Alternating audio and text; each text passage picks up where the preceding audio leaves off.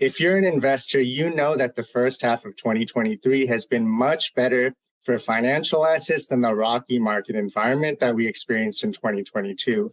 But are all the concerns that haunted investors last year, spiraling inflation, surging interest rates, and elevated recession risks, gone for good?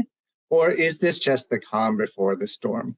Those are the questions we're going to answer in today's webinar with the help of two wonderful experts from Global X, who are also going to discuss how investors can best position their portfolios to weather the current environment. But before we get into it, why don't we have our two guests introduce themselves? Let's start with John, and then we'll go to Michelle. Hi, everybody. Welcome to the webinar. I'm John Mayer. I'm the Chief Investment Officer of Global X. Global X is an ETF provider. We have about $42 billion in assets in a variety of different asset classes, from thematics, income, country access, and more. And today we're excited to provide some insights into the second half of this year on the macro side. Hi, everyone. Thanks so much for joining the call. I'm Michelle Kluver. I'm a portfolio strategist on John's team, and I work very closely with John to develop model portfolios as well as macroeconomic views that shape the portfolios. And I hope you enjoy the call. Fantastic. Thanks, John, and thanks, Michelle. So I want to start the conversation by asking about inflation. John, investors were hyper-focused on inflation over the past year, but that focus seems to be a little less intense lately. Do you think the Fed has successfully tamed inflation? Tamed inflation. I'm not sure if that's the right word. So inflation has fallen, but it remains well above the Fed's target. And two major risks have eased. They have the debt ceiling that was raised with small concessions without a default, which is great. And there's the stress among regional banks that seems to be contained, at least for now. So that's a positive. So that pressure has been removed. Now, what we know is that the Fed has a couple of tools at their disposal, some blunt instruments: interest rates and balance sheet control. So they're blunt, they're not targeted. And remember that the Fed has been late to this inflation game. So they're certainly looking to maintain their credibility and to bring that back inflation to their target of 2%, which is still certainly far from that. Now, the Fed paused at the last meeting, but the bottom line, there's been a lot of economic resilience, which means more Fed hikes. What the Fed is trying to do is they're trying to bring supply and demand back into balance, which it's been a difficult process. So one thing to look at it is the housing market. I think the housing market is pretty interesting to look at. We've seen some weakness in the housing market, but it seems like that weakness has been short-lived. There's been a lack of supply. There are signs that the slight weakness is bottoming out. And housing hasn't fallen all that much, but it makes the Fed's balancing act more difficult. Now, you think about housing, and when the Fed hikes rates, this gives purchasers pause. It causes, should we buy a house? It's more expensive to buy a house right now, higher borrowing costs. And then if there's less house purchasing, there's like all these downstream implications of less durable good orders, home improvements, all of that suffers, and it does trickle down. Now, typically a housing recession tends to start before a general recession. And that continues unabated until the end of a recession. But this time, we believe, is different. You have the tailwinds to growth, pent-up demand for labor, excess savings from all the pandemic economic programs. Even though the savings rate is declining, certain segments of the market has certainly a good amount of disposable income, particularly baby boomers. And this all is leading to a more difficult efforts by the Fed to slow things down. Now, there's evidence that the housing downturn, the small downturn, has run its course. Housing starts, home builder sentiment, home prices all have started to turn higher. Now, a stronger housing market helps sustain construction, but it also poses some additional concerns for the Fed. And we do think that the Fed is likely to raise rates at least a couple more times. And the housing market is helping to delay the onset of a potential recession, this well broadcasted recession that has yet to be. It's also implying that if the recession actually happens, it's milder than normal. It will be milder than normal if it does occur at all. Now, inflation is better in the US than in Europe. Things are returning to more normal. Supply and demand is being normalized.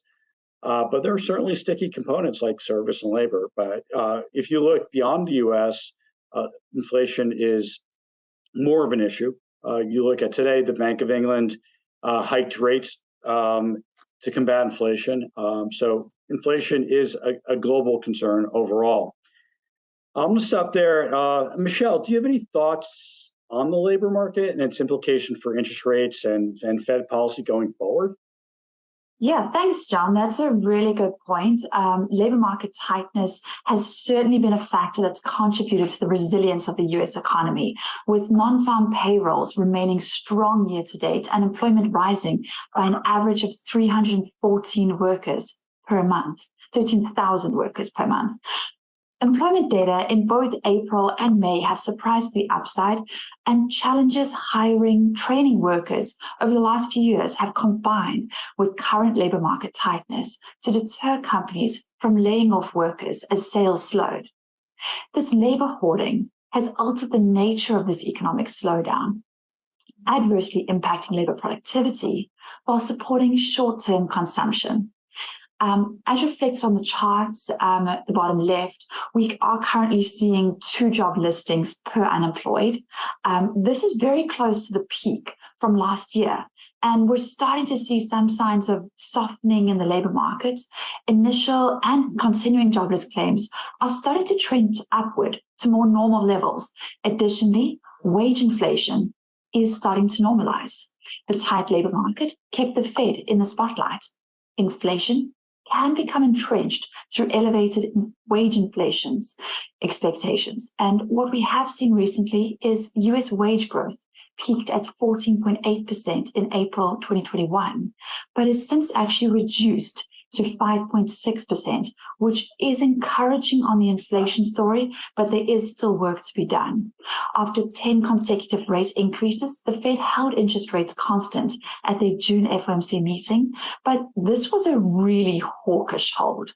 While maintaining policy rates at the 5 to 5.25%, they increased projections for core PCE inflation, as well as raising the dot plot by the equivalent of 2 quarter basis point increases for this year. This certainly reflects compromise between hawks and doves, but it also provides the Fed with greater flexibility, allowing them to slow their rate increases while maintaining a strong upward bias. We believe this messaging is important to avoid the market getting ahead of itself, improve financial conditions, risks undoing part of the Fed's rate hikes.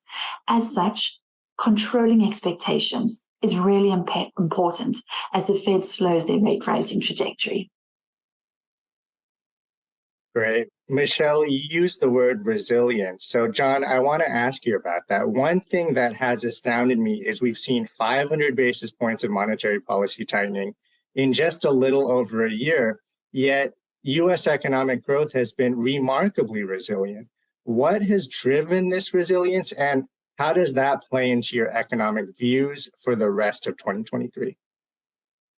That's a good question, and resilience is certainly a key word here.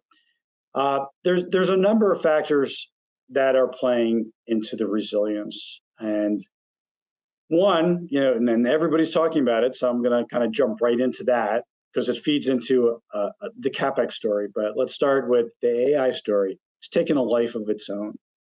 The beginning part of this year, we've seen some narrow leadership where certain stocks have led the stock market up. But the AI story, from our perspective, while it's real, it has such broad implications, and it feeds into the need for efficiency. So the labor market is relatively tight, very tight. There are some indications that it's loosening up a bit, but there has been a lot of labor hoarding. Wage growth is feeding into inflation as well. But what we haven't seen over the past 10 years is the investments in our companies. We've had a tremendous amount of underinvestment. Capital expenditures are increasing. And this is an area where companies are spending to enhance productivity. Yeah, you have certain factors like fiscal packages, like the Inflation Reduction Act, the Jobs Act, the CHIPS Act, which are helping feed into companies to improve their overall efficiency. They have to improve their efficiency because American companies need to stay competitive. And if you don't upgrade your systems, if you don't diversify your supply chains, because of some of the unique factors surrounding the pandemic, some of the tariffs that were initiated, if companies don't broaden out and become more efficient, and they're not going to stay competitive. You have onshoring, you have nearshoring, you have increased factory investment in and around these Inflation Reduction Acts. You have construction spending and manufacturing sector jumping $90 billion in June of 2022 to $189 billion a year later. Again, that was boosted by the CHIPS Act and the Inflation Reduction Act. So all these fiscal packages are certainly helping. And AI, what can you say? At our firm, I look at how we use AI. I mean, AI started, ChatGPT was rolled out in November. Simple things, to start writing a research paper, to just correcting an email or for grammar. There's little things that can save so much time and improve efficiency. I think AI is going to feed into so many different areas, whether it be law and healthcare, and we're just seeing the beginning. And generative AI is iterative. A product that was rolled out that wasn't finished because it will never be finished, and we'll constantly find new areas of efficiency, whether it be from supply chains to blockchain technology. AI is not a fad. If you think about the amount of users from the onset of ChatGPT in November, it hit 100 million users about 2 months after it was launched. That we've seen nothing like that, whether it be Instagram or TikTok or some other fun social media website. It's just going to be ubiquitous. It's far-reaching, and it's clear that the early impact is already widespread. It's going to be even more so with global spending on AI forecasted to more than double and top $300 billion by 2026. Now, AI's influence is certainly evident in the market performance this year. A substantial proportion of the S&P's return year to date can be attributed to 5 well-known stocks, with a part of those gains credited to the involvement in AI. And it's another reason why AI's omnipresence feels all-consuming so far this year, a feeling that we believe is likely to continue. And its influence is certainly going to broaden out. So, John, you talked a lot about AI, a super exciting area. Another exciting area happens to be VR and mixed reality. Of course, everyone's aware Apple unveiled that Vision Pro product several weeks ago, and everyone's excited about that. What do you think about the potential when it comes to VR and AR and other technologies like that? That's a good question. And I can't say we have a VR ETF. I have been a little suspect of the actual uses for VR until I went to the Consumer Electronics Show in January.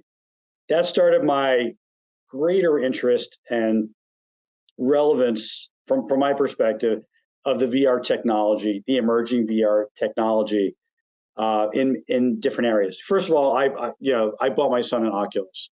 An Oculus, I thought it would be a fun thing to try, and certainly is a fun thing to try. What I found with the Oculus, it's heavy. It's very disconnecting. So you put them on, you play some game, some Star Wars game or bowling, or sit down and watch Netflix. But my problem with it is you're completely disconnected from the world. And I like to be connected from the world. And hey, I'm just one small sample set. Going back to the Consumer Electronics Show, I visited a lot of different booths. And one of the booths that made the most impact for me and the relevance of VR is when I went to the Siemens booth. Siemens put a headset on me and sent me into an underwater biosphere that they have, so I could see what was going on in their underwater biosphere, a place that humans can't easily access. So there's things that you can do through the headset. It's like a video game operating, 10,000 feet below the sea. There's an industrial relevance to that. So that was, wow, maybe there's something here. Then you move to the new Apple VR headset. I haven't tried it. It's $3,600. I wish we had kind of a lab here at Global X, and maybe I can convince our management to buy one. But I listened to an interesting podcast. It's called that Kara Swisher, the Pivot with Scott Galloway, and Kara Swisher tried the Apple product. And from her description, which sounds very cool to me, is that, yes, this is expensive, but what it really would do is, like right now I'm sitting with 3 screens here. It would replace some of those screens by having this virtual screen here, here, here. And you could be operating, your spreadsheet on this one monitor, but not monitor because it's all virtual. And you could be looking at, a different app to make a reservation for a restaurant or something. Or there's very different applications, but you're not completely disconnected from the world. It's like kind of like a glass screen that you see in these cool futuristic ads. So you're interacting while you're still interacting with the world. So it's not like a complete virtual reality. It's like augmented. Seems to make sense to me. Prices certainly have to come down. So first, when I was at CES, there was the relevance of the industrial use of VR. And then now the augmented use, which, while it seems expensive from Apple, certainly will come down in price over time. But maybe it replaces a lot of the screens, and then we're operating in this kind of virtual environment where we're interacting with our different devices. So that seemed relevant to me. That probably improves efficiency over time. Now I want to turn to the headwinds, and arguably the biggest headwind that investors have had to face this year, Michelle, is the regional banking crisis. But thanks to government intervention, so far, it seems like that crisis has been contained, but there's still people talking about the risks to the banks, and especially from commercial real estate. And of course, when we talk about a real estate downturn and banks, people's minds always turn to the great financial crisis back in 2008, the global financial crisis, I should say. Are there any parallels there, and are there lessons to be learned from the global financial crisis when it comes to the current economic environment? That's a really great question. And just from a starting point, I would say these are 2 very different slowdowns. As John was discussing earlier, this is likely to be more shallow. And it's been a very drawn out recession. And so there's so many factors that are just so different to any of the recent memory slowdowns, as well as all of those factors supporting growth that John was just going into. When we think about the financial crisis, households entered that period over-levered. Consumer balance sheets currently on a much stronger position, and the labor market tightness, as well as pandemic saving, has actually put this consumer in a vastly different position. As well as if we look at corporate debt, prior to interest rates rising, there was a huge amount of refinancing of that debt. And as such, we're actually likely to see the impact of higher yields feed through into the system in a much slower manner, whereas companies need to refinance their fixed rate debt. If we're looking at data from S&P Global Ratings through 2024, we're actually seeing that speculative grade firms within the US have about 354 billion debt coming due by 2024. And of this, 35% or around 125 billion is fixed rate debt that's going to be refinanced, and most likely at much higher yields. So when you're thinking about the differences, we're having much slower move into this economic slowdown, while the global financial crisis was a systematic shock factor that sent ripples through global markets. And if we're looking at that now, the slowdown of being gradual has actually given companies time to adjust their projections and reduce orders. Additionally, the asynchronized nature of this slowdown means that global growth is actually likely to remain positive. And this could potentially provide some support to US economic growth. As such, the economic slowdown we're expecting we're expecting a much slower and shallower economic contraction. And there's, as John was mentioning with AI, as well as onshoring, the elements for counter-cyclical corporate investment that can actually be focused on productivity enhancements. And this is a really different portion that makes the current environment vastly different from the global financial crisis. John, just taking a step back, I know you were working at Merrill during the global financial crisis. What were your perspectives from that time? I was, in fact. So I joined Merrill in 2007 from UBS, Merrill Lynch. Now it's called Merrill. And I was hired as the closed-end fund research analyst. So I wasn't directly involved in ETFs from the onset when I joined Merrill. So for those who have any memory, they certainly still exist, closed-end funds. A lot of the closed-end funds are levered. They historically, at least up till 2008, they use auction rate preferred stock as a form of leverage. So basically what happened, you borrowed short, invested long, made the spread, get a higher yield. And that was kind of the concept of closed-end funds, whether it be a municipal bond fund or a senior loan fund or other fixed income instrument, as well as there were certainly equities and convertibles and things like that. Now, what we discovered was that the auction rate preferred market really was somewhat of an artificial market supported by big banks. And when balance sheets started to get strapped, leading up to the financial crisis, one of the players decided, we're not going to support this market anymore.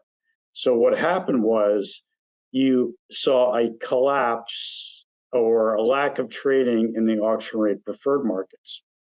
The preferred still existed, but you were no longer able to sell. And they were essentially used as money markets.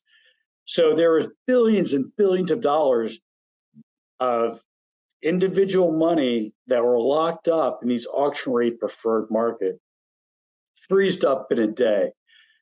Nobody expected it to ever happen.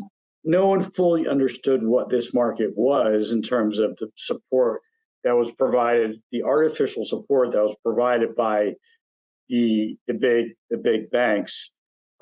Until they discovered what happened. Some little anecdotes. I had a pretty good following when I was both at UBS and Merrill, but I never had more than 50, 100 people on a conference call talking about some closed-end funds.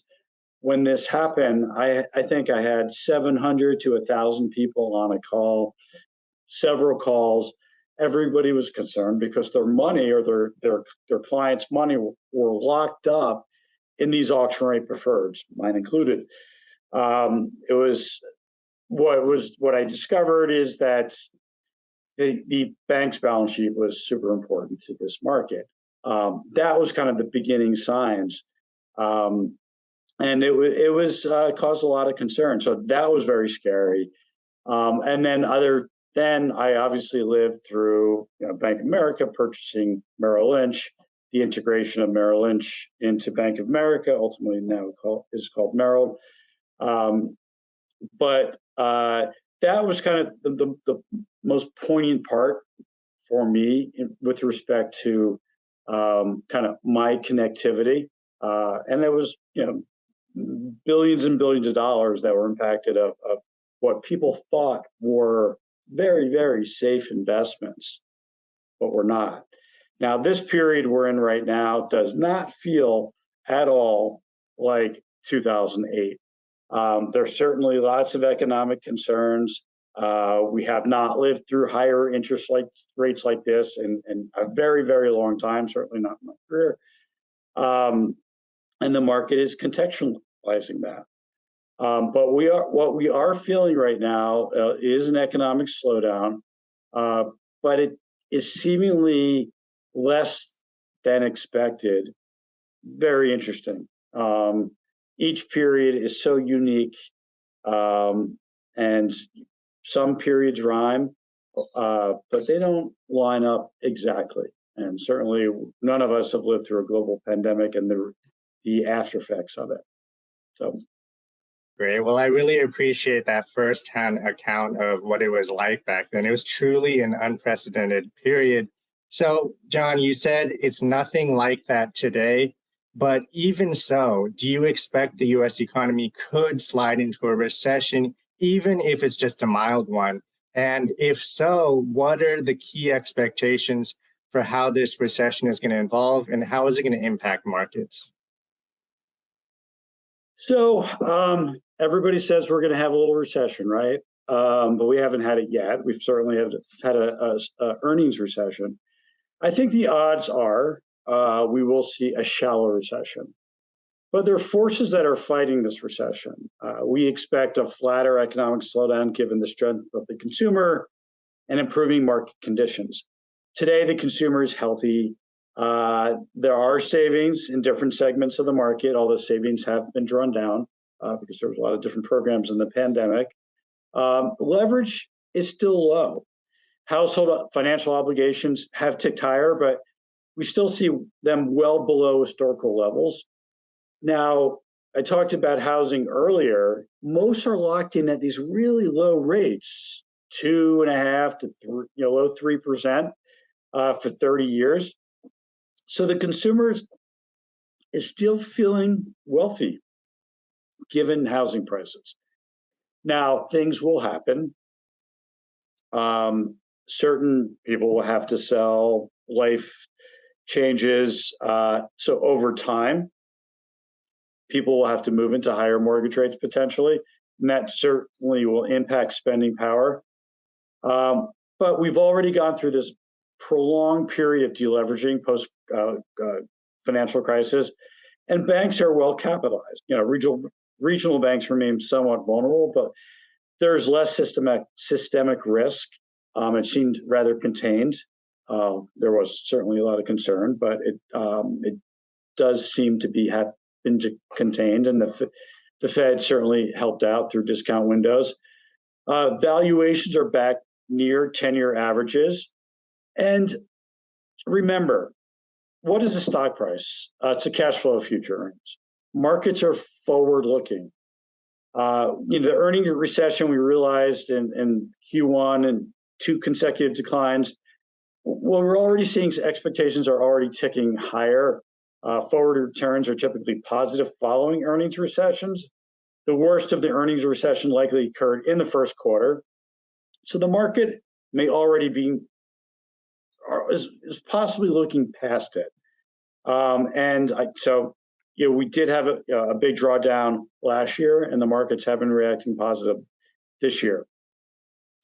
So overall, we do see if there's going to be a recession, it'll be shallow. If there's a recession, it remains to be seen. Now, Michelle, do you have any other points of view on this? Yeah, so also building onto the potential shallowness of the recession is the asynchronized nature of it. We're starting to see certain regions globally go into recession. For example, Germany is already in recession.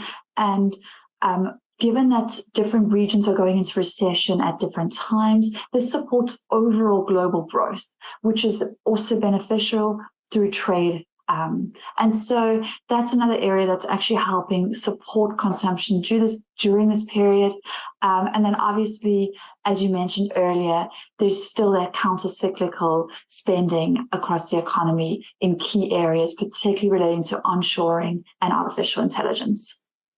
Great. So a shallow recession, it sounds like, but it's still a recession, right? So given that, Michelle, what should investors be doing in terms of portfolio construction?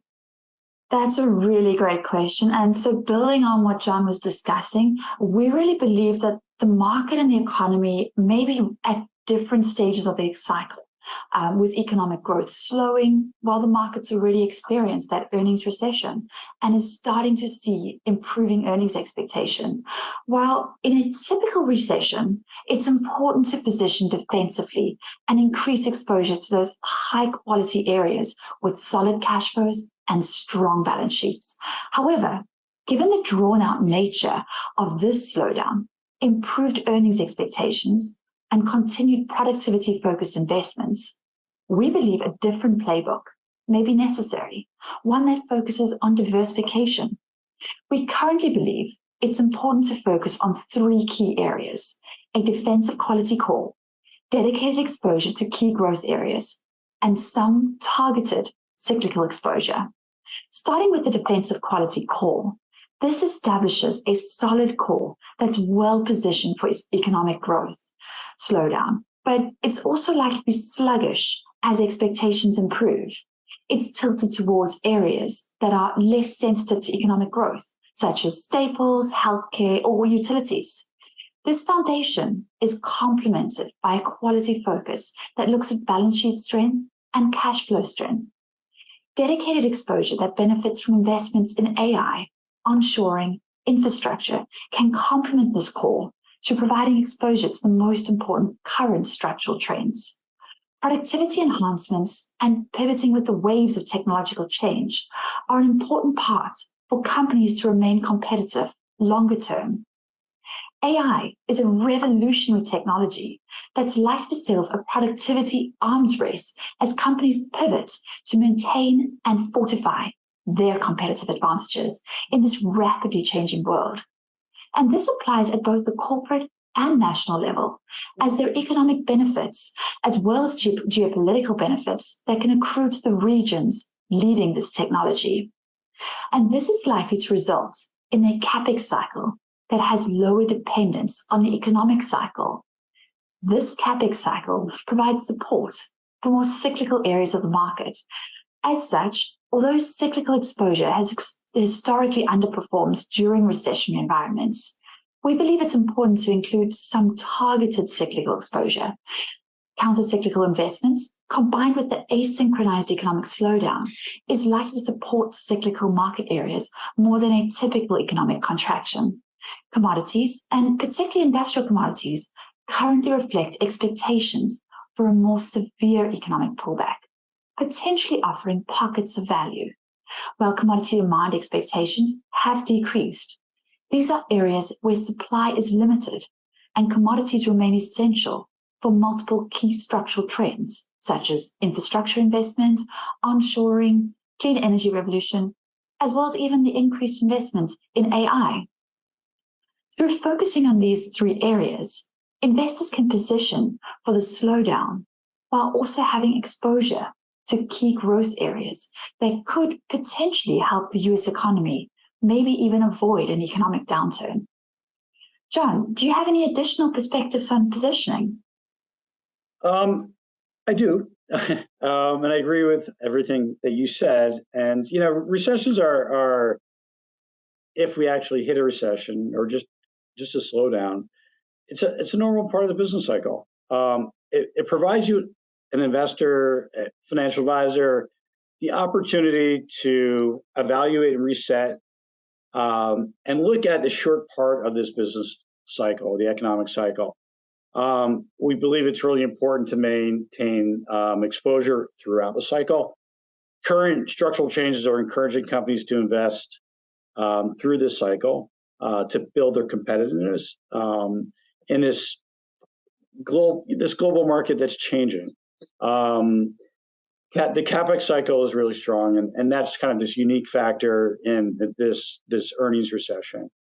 And it's helpful to that cyclical exposure that Michelle was referring to a couple of minutes ago. Spending programs are advancing infrastructure. The economy is changing in terms of clean energy, electric vehicles, which we haven't really talked about, is key. The whole ecosystem around electric vehicles is very important. And it also feeds into commodities as well. Lithium production, the demand for lithium, which powers the batteries that power electric vehicles. The demand for lithium is huge. Obviously, there's some governmental issues, but overall, the trend and the need for lithium is huge. And then there's the AI story. It's real, and it's insidious in a positive way. It's going to be impactful for efficiency. We hear oftentimes that AI is going to be a job killer. I totally disagree. What's going to be a job killer is if somebody doesn't understand how to use and leverage AI technology, because all it does is improve efficiency. It'll save hours, weeks, months, years, depending on projects. So it's a benefit if used effectively. It's a tool. There's a lot of tools that we've had throughout history that helped us improve efficiency. AI is going to be one of those tools. It'll come with certain complications. There's always bad actors that will have to be combated with. That creates other opportunities with cybersecurity, for example. There's going to be so many interconnection with AI, and it's probably going to enter into almost every single segment, sector, subsector that investors deal with, that humans deal with. Now, timing the market is a challenge.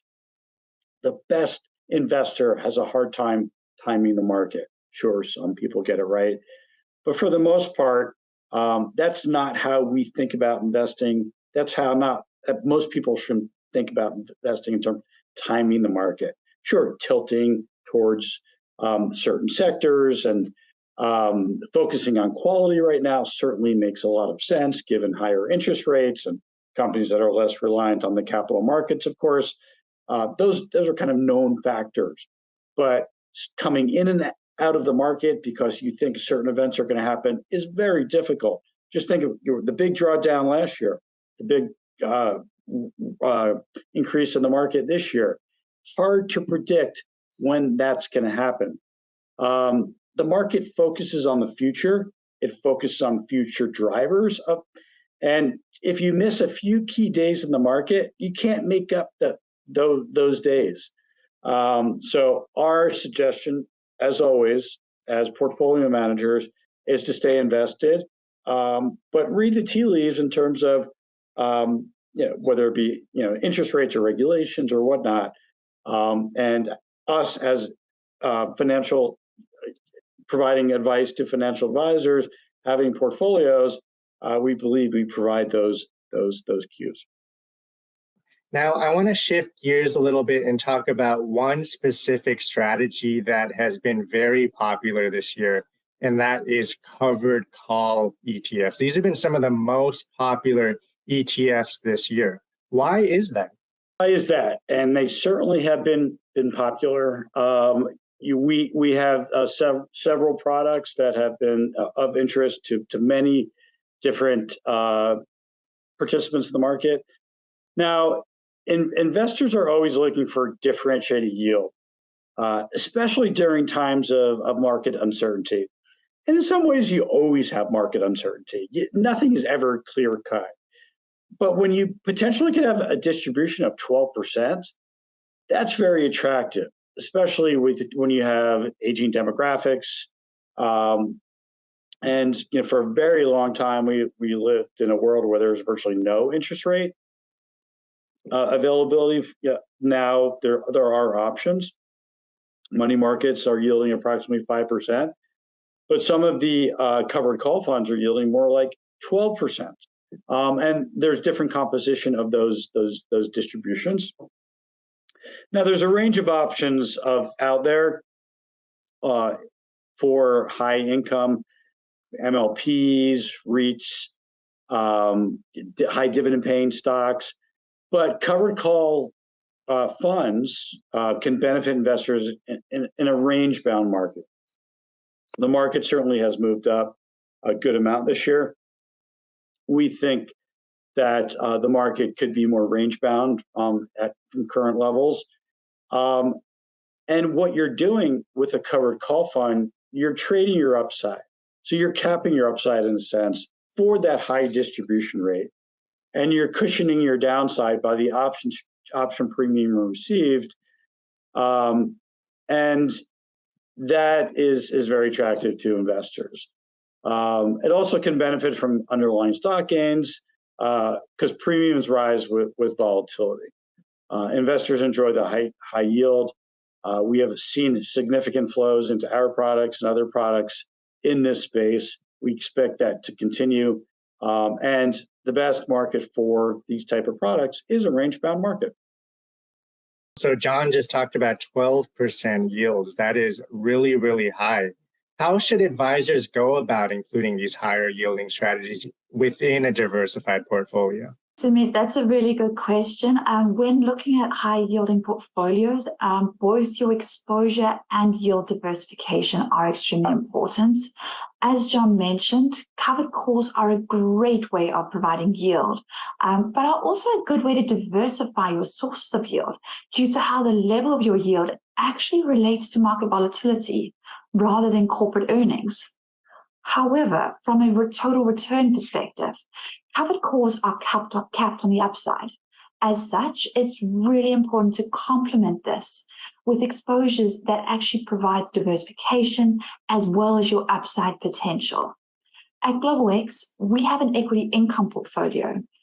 We manage this portfolio in the 5 segments that are reflected on the slide, while the covered calls and preferred segments focus on the yield and the yield diversification, the core dividend, dividend growth, high dividend yield, and sector-specific segments provide that exposure diversification. The core dividend, dividend growth segment provides that quality tilted core that we were discussing earlier. It includes exposures to large cap US companies with good dividends and a solid reputation for dividend growth. As reflected in the weights, this sleeve currently prioritizes dividend growth due to its inherent quality aspects.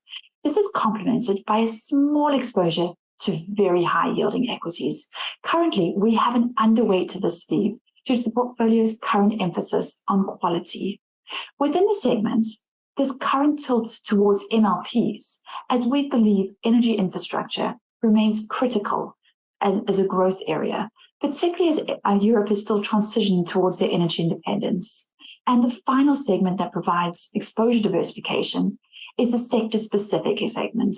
This segment adds back exposure that's typically lacking from an equity income portfolio. It helps reduce concentration risk and improves the performance for the portfolio through multiple different market environments. Currently, this segment of the portfolio includes a defensive tilt that's targeted exposure to healthcare, consumer staples.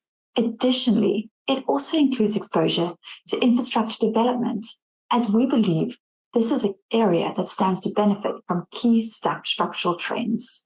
Now, I want to turn to a special guest, Tom Driscoll, who is the Director of Model Portfolio Sales at Global X ETFs. Tom, you heard the great discussion we had today. What can advisors do and where can they go to learn more? Yeah, great question. Obviously, we covered a lot of really interesting information. Thanks, John and Michelle. I'm lucky enough to get to hear them speak quite frequently. So this is all information that is very useful, and we get that feedback whenever we have conversations with advisors, and John and Michelle actually interact with advisors quite frequently. Going back to your original question, how do you get access to these strategies? How do you get access to our capabilities, and how do we support? So our product suite provides differentiated exposures to thematic growth strategies, income solutions, which we talked about today, commodities and international markets. And we designed our lineup to offer solutions that can help advisors navigate various market environments and be used within various advisory business models. So for example, our ETFs can be used as building blocks within Rep as PM programs, and we have ETF model portfolios for advisors looking to scale their advisory practices. So focusing on our model portfolio capabilities, we have 7 core and 6 completion model portfolio solutions. We take a dynamic open architecture portfolio management approach with no strategist fee, meaning we're strategically oriented with the ability to make tactical tilts in our allocations, and we use Global X and third-party ETFs with no strategist fee on the models. And of course, our thematic equity and alternative equity income completion portfolios provide those differentiated exposures that advisors are looking for. And Michelle talked about our alternative income solutions today, and those covered call strategies are actually we have allocations to those covered call strategies within our equity income solution. And advisors do like that complete solution in terms of us finding different types of income solutions and incorporating it into a model portfolio so they can easily scale that into their businesses and follow that strategy. We support our relationships with macro research and portfolio commentary, allocation change reports, white papers, and educational materials. And we publish these materials on an ad hoc, monthly, quarterly, semi-annual, and annual frequency, so you can see we're constantly communicating with our clients. We also have a team of investment consultants that are ready to help advisors at the local level.